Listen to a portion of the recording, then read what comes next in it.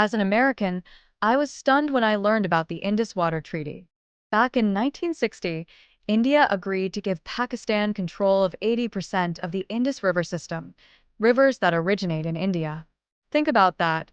The upper country handed over most of its water rights to a neighbor it's fought wars with. And here's the kicker. India stuck to the deal for over 6 decades.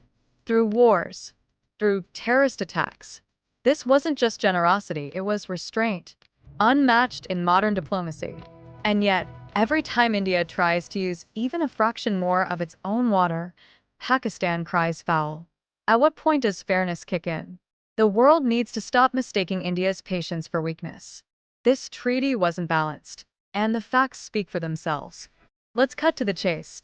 India isn't weaponizing water. It's reclaiming what's rightfully its own. Imagine this.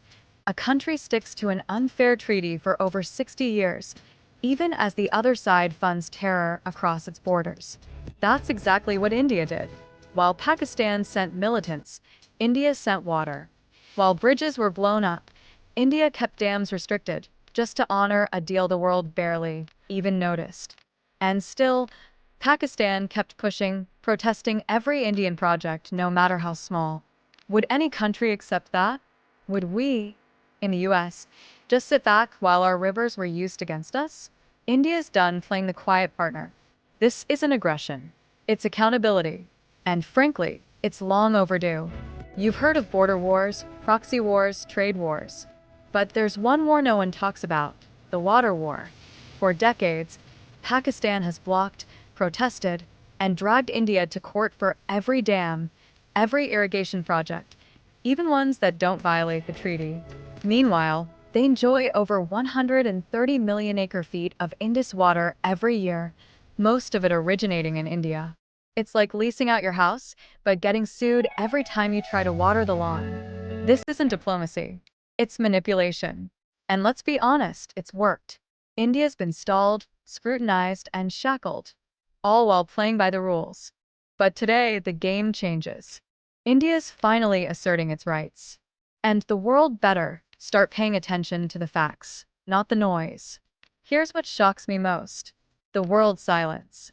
For over 60 years, India honored a treaty that most countries would have torn up after the first bullet crossed the border. Even after terrorist attacks linked to Pakistan, India didn't touch the water. No sanctions, no demands, no global applause, just silence. But the second India talks about reclaiming its own rivers, suddenly it's controversial.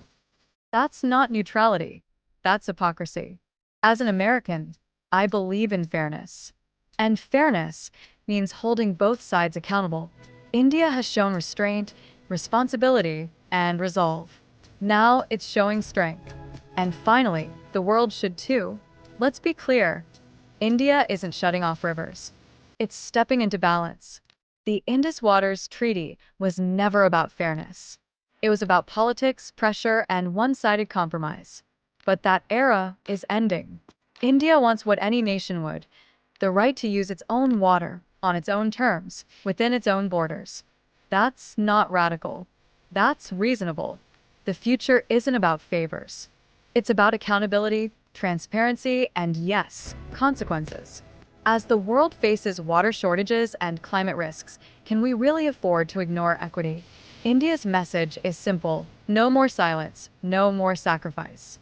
From now on, fairness first.